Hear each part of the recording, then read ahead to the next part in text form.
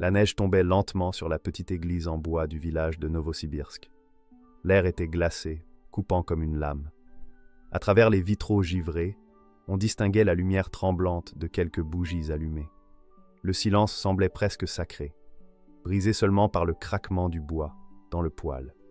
C'est dans ce lieu reculé, à l'odeur mêlée d'encens et de froid, que j'ai entendu pour la première fois l'histoire du père Alexandre. Un vieux moine orthodoxe me l'a raconté, sa voix rauque résonnant dans la nef vide. Mon fils, il a vu la mort de près. Mais ce jour-là, le ciel lui a répondu par un miracle. Cette histoire, je ne pouvais pas la garder pour moi. Elle mérite d'être partagée, car elle parle d'un Dieu qui répond encore, même dans les lieux les plus désolés de la terre. Alors installez-vous confortablement, car ce que vous allez entendre aujourd'hui est un véritable rendez-vous divin. Avant de plonger dans ce récit bouleversant, laissez-moi vous dire ceci. Parfois, c'est au cœur de la nuit la plus froide que la lumière de Dieu devient la plus éclatante. Restez attentifs, car ce témoignage pourrait réveiller votre foi endormie et réchauffer votre cœur. La vie nous confronte tous à des épreuves qui dépassent notre compréhension.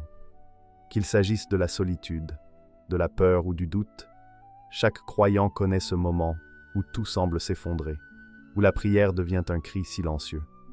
Mais c'est souvent là, dans ce cri, que Dieu agit. C'est dans la détresse que la foi devient vivante. Aujourd'hui, cette histoire sibérienne nous le rappellera puissamment. Alors, si vous croyez que Dieu peut encore faire des miracles, écrivez dans les commentaires « Seigneur, je crois que tu es mon refuge ». Abonnez-vous pour ne manquer aucun message d'espoir et partagez cette vidéo avec quelqu'un qui traverse une nuit sans lumière. Dites-nous aussi d'où vous regardez. Chaque lieu devient saint quand on y invoque le nom du Seigneur. Et maintenant, laissez-moi vous emmener là où tout a commencé, dans l'immensité blanche et silencieuse de la Sibérie, là où la foi d'un homme allait être mise à l'épreuve. Premier signe, l'appel dans le silence glacial. Le vent de Sibérie soufflait comme un hurlement venu d'un autre monde. Il portait avec lui la morsure de la solitude et l'écho d'une foi mise à l'épreuve. Le père Alexandre avançait lentement sur la neige, chaque pas laissant une trace éphémère que le vent effaçait aussitôt. Sa soutane noire contrastait avec la blancheur aveuglante du paysage. Dans ses bras, un petit sac de cuir renfermant des hosties consacrées et une croix en bois, le symbole de tout ce en quoi il croyait. Il devait atteindre un village isolé pour porter la communion à un vieil homme malade, dernier croyant d'une communauté oubliée. Le froid semblait vouloir lui voler la vie, mais son regard restait fixé sur la croix qu'il tenait près de son cœur. Dans ce silence glacial, Alexandre priait en marchant, répétant ces mots comme un battement de cœur. « Seigneur, sois ma lumière dans cette nuit sans fin. » C'est souvent dans le désert de l'âme que Dieu parle le plus fort, et ce soir-là, la neige fut le théâtre d'une rencontre divine. Au détour d'un sentier noyé de brume, un grondement surgit, faible d'abord, puis de plus en plus proche, comme un chœur de bêtes affamées. Les loups. Ils étaient là, dissimulés entre les troncs sombres des pins. Leurs yeux luisaient comme des braises dans la nuit. Alexandre s'arrêta, le souffle court. Il leva la croix, mais le vent l'arracha presque de ses mains. Un premier loup s'avança, puis un autre. Leurs silhouettes formaient un cercle vivant autour de lui. Son cœur battait à tout rompre. Il savait que s'il courait, il serait perdu. Alors, il tomba à genoux. Ses lèvres tremblaient, mais de sa gorge jaillit un cri venu des profondeurs de la foi. « Sainte Vierge de Guadeloupe, protège-moi !» Ce cri n'était pas seulement une prière, c'était un appel à la vie, un cri d'enfant vers sa mère. Et soudain, le ciel s'ouvrit. Un rayon de lumière, bleu et pur, fendit les nuages. Il ne venait ni du soleil, ni de la lune, mais d'une source invisible, surnaturelle. La neige se mit à scintiller, et les loups, figés, se mirent à reculer lentement, comme repoussés par une force qu'ils ne comprenaient pas. Alexandre sentit une chaleur l'envahir, une paix inédite, étrangère au froid environnant. Dans la blancheur du sol, les empreintes des loups dessinaient un cercle parfait autour de lui. Il n'avait pas bougé, mais une barrière de lumière le protégeait. Ce fut le moment précis où il sut que Dieu ne l'avait jamais abandonné. Ce n'était pas une coïncidence, mais une réponse céleste. Le Père leva les yeux vers le ciel. Le vent s'était arrêté. Seul régnait le silence, un silence lourd de présence. Il pleura, non pas de peur, mais de reconnaissance. Il comprenait à cet instant ce que signifiait réellement le psaume 91:2. L'Éternel est mon refuge et ma forteresse, mon Dieu en qui je me confie. Cette parole, qu'il avait tant de fois lue à d'autres, prenait enfin chair dans sa propre vie. Comme Daniel dans la fosse aux lions, il avait été entouré par des bêtes, mais aucune ne l'avait touché. Ce qui pour d'autres aurait été un lieu de mort devint pour lui une preuve vivante que la foi est plus forte que la peur. Et si cette lumière n'était que le premier signe d'un miracle plus grand encore? Deuxième signe, la chaleur venue du ciel. Le père Alexandre demeura à genoux, incapable de bouger. Autour de lui, la Sibérie restait figée dans un silence surnaturel. Il respirait difficilement, la poitrine brûlante, malgré le froid qui lui mordait les joues quelques instants plus tôt. Son manteau déchiré laissait apparaître des traces de sang séché sur ses mains. Et pourtant, il ne sentait plus la douleur, ni la morsure du gel. Il sentit au contraire une chaleur douce se répandre en lui, comme une flamme invisible qui ne consumait pas mais réconfortait. Il leva lentement la tête, et ce qu'il vit bouleversa à jamais sa compréhension du monde. Dans le ciel, couvert de nuages épais, une lueur commença à naître. Ce n'était ni la lumière du soleil, ni celle des étoiles. C'était une clarté céleste, dorée et bleue à la fois. Elle se concentra, formant une silhouette féminine d'une beauté indescriptible. Ses mains jointes tenaient un rosaire qui semblait respirer la lumière. Son manteau, constellé d'étoiles, flottait dans l'air sans vent. Alexandre sut immédiatement qui elle était. Ce visage, il l'avait contemplé 1000 fois sur les icônes. C'était la Vierge de Guadeloupe, la mère de la miséricorde. Elle ne parla pas. Il n'y eut ni mots, ni son, ni vent. Seulement ce regard, un regard qui transperçait la peur, dissipait les doutes et guérissait les blessures invisibles. Le prêtre sentit ses épaules s'abaisser, son souffle redevenir paisible. Dans ce silence, il entendit intérieurement une voix qu'aucune oreille humaine ne pouvait percevoir. « Ne crains pas, je suis avec toi. » Ce fut une parole sans mots, mais claire comme la lumière. Il pleura, non de douleur, mais d'une gratitude si profonde qu'il aurait voulu la graver dans la neige. À cet instant, le vent s'arrêta net. Même les flocons cessèrent leur chute, comme suspendus dans un temps arrêté. Tout semblait en adoration.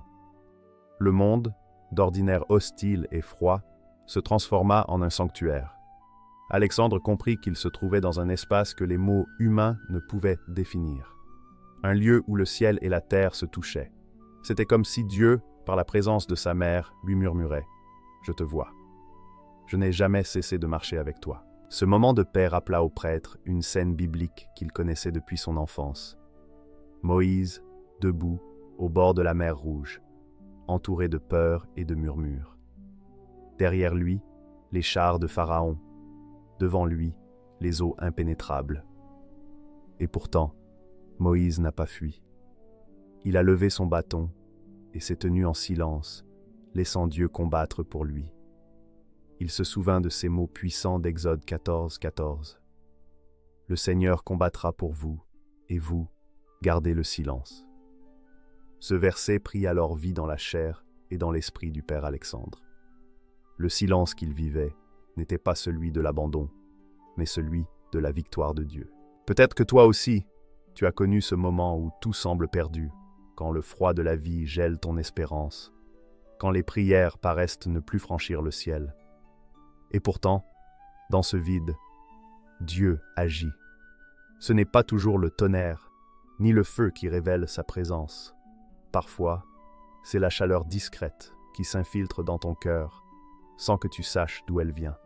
Alexandre, ce soir-là, comprit que le vrai miracle n'était pas d'échapper au loup, mais de sentir la paix de Dieu dans le lieu même de la peur. Le visage de la Vierge s'estompa peu à peu, comme absorbé par la lumière environnante. Le ciel retrouva sa couleur sombre. Les flocons reprirent leur chute silencieuse. Mais la chaleur, elle, demeura.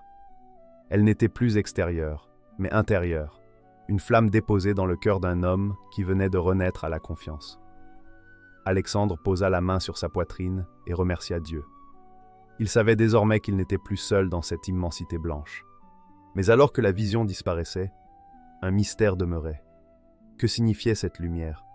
Et pourquoi avait-elle choisi ce moment précis pour descendre sur lui? Et si cette chaleur venue du ciel cachait un message que seul le lendemain allait révéler? Troisième signe, la lumière qui guide dans la nuit. La nuit sibérienne était interminable.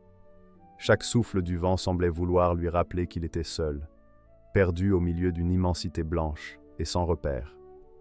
Pourtant, quelque chose en lui avait changé depuis la vision. Cette chaleur céleste qu'il avait ressentie continuait de brûler doucement dans sa poitrine, comme une flamme impossible à éteindre.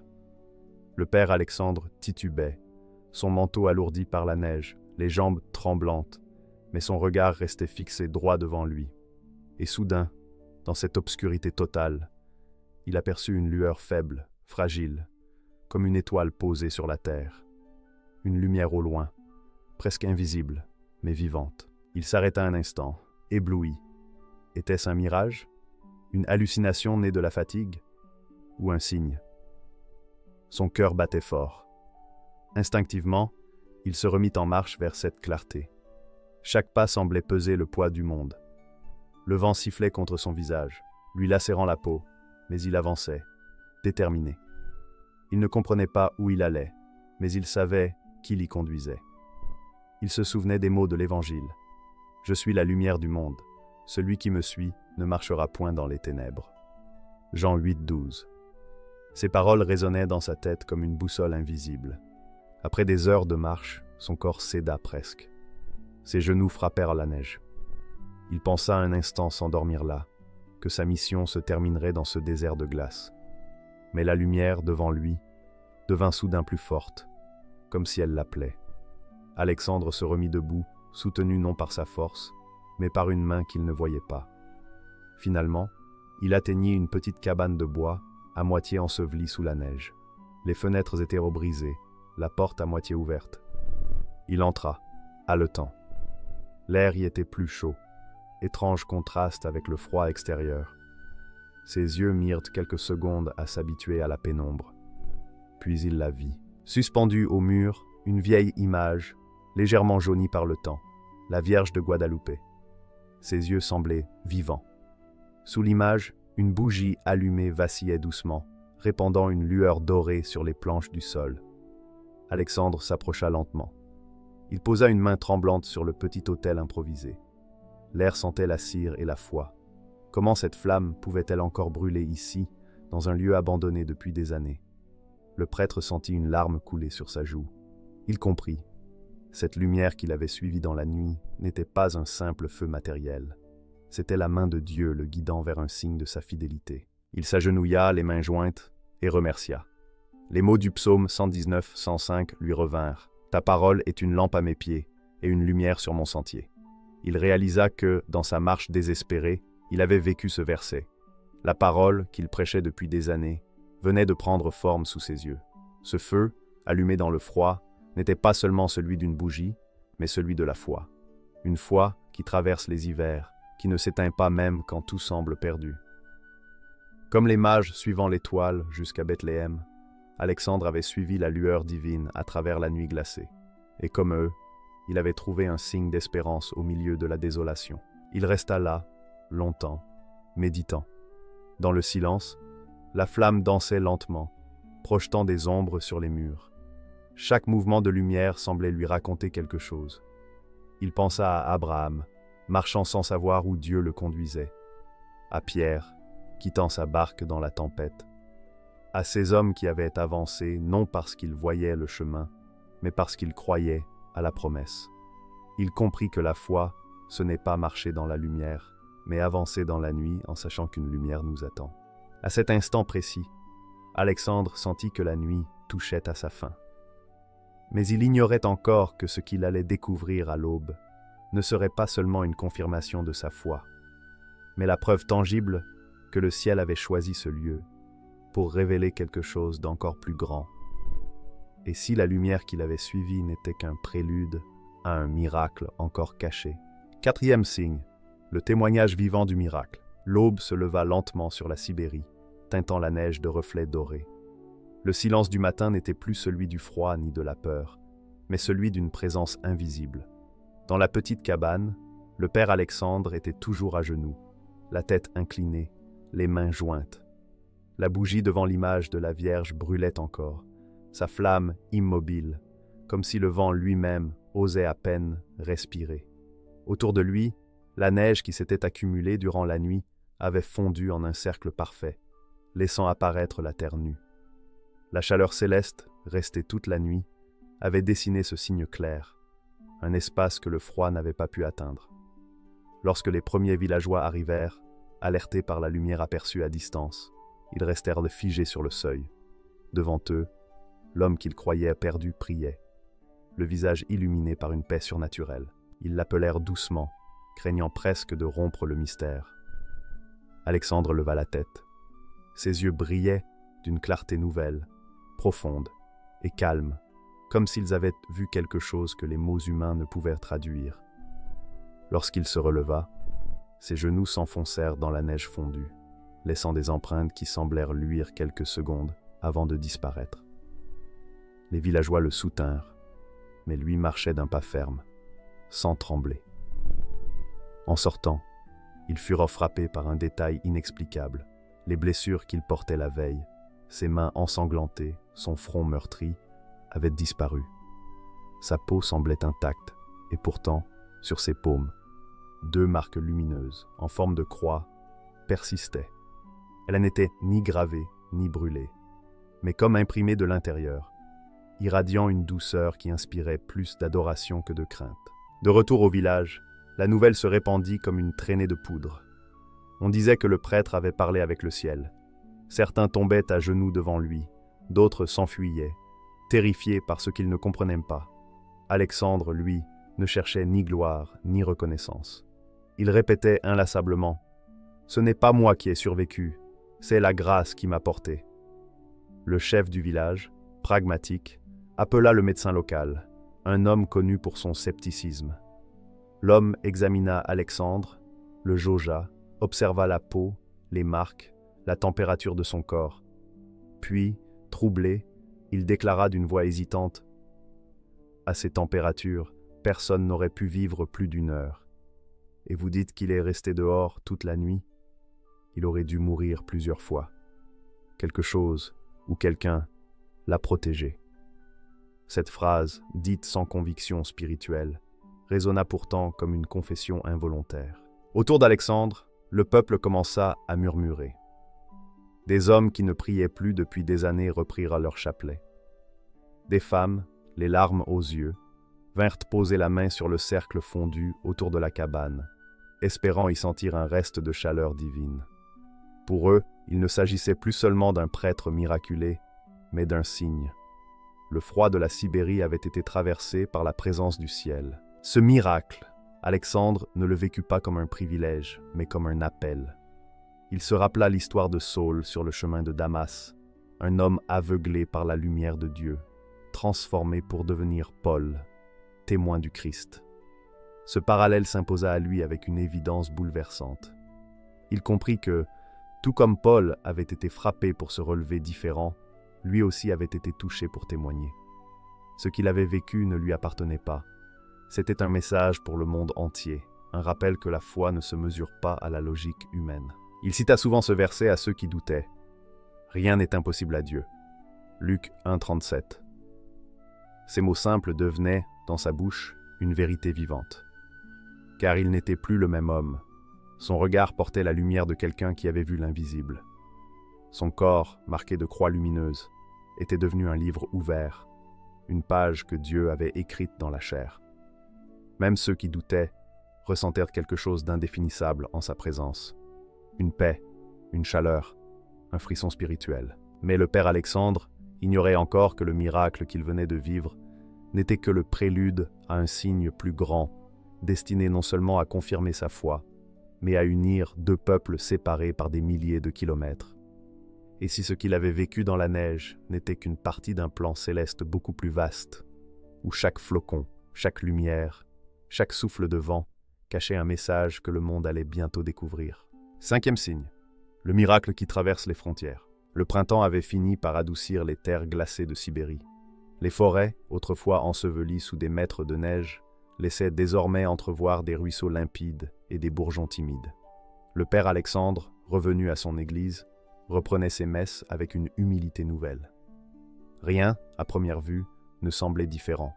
Pourtant, ceux qui croisaient en son regard sentaient qu'il portait quelque chose d'invisible, une lumière intérieure que ni la fatigue ni le temps ne pouvaient ternir.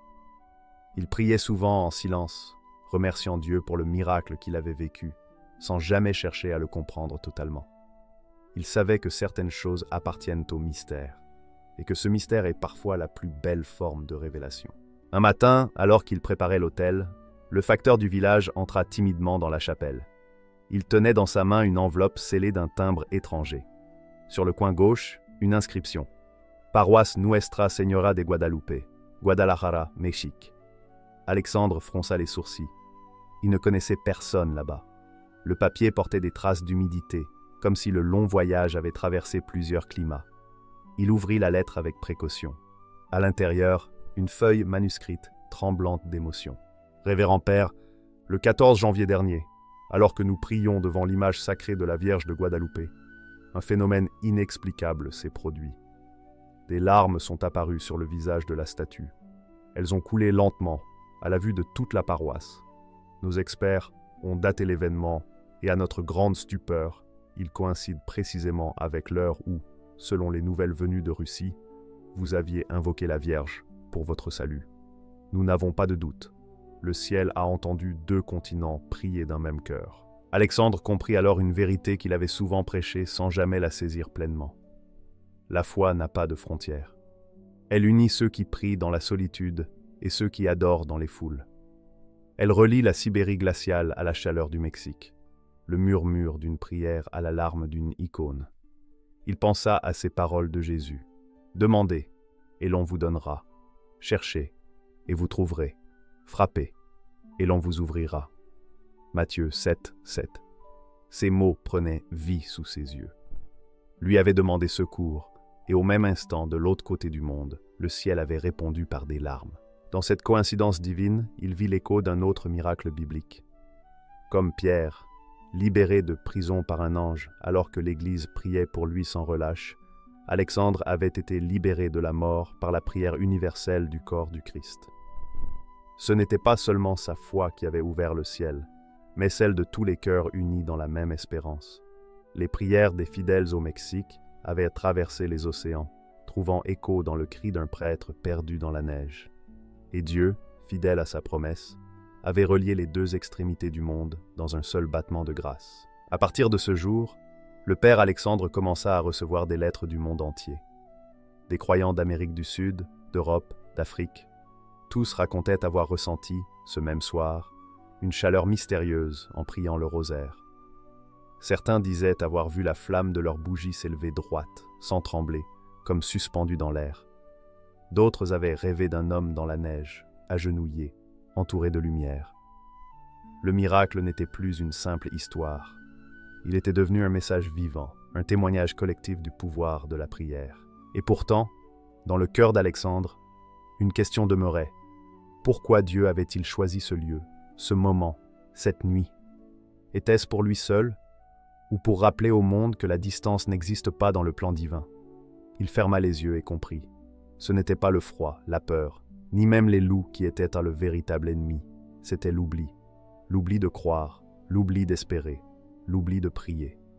Le miracle de Sibérie venait rappeler au monde que lorsque la foi s'élève, aucune frontière, ni de glace, ni de langue, ni de culture, ne peut la retenir. Et si ces larmes de la Vierge n'étaient que le signe visible d'un dialogue invisible entre le ciel et la terre? Et si le véritable miracle n'était pas dans ce qui s'est vu, mais dans ce que le monde entier a ressenti au même instant? Beaucoup pensent que les miracles ne se produisent que pour les saints. Mais ce n'est pas vrai.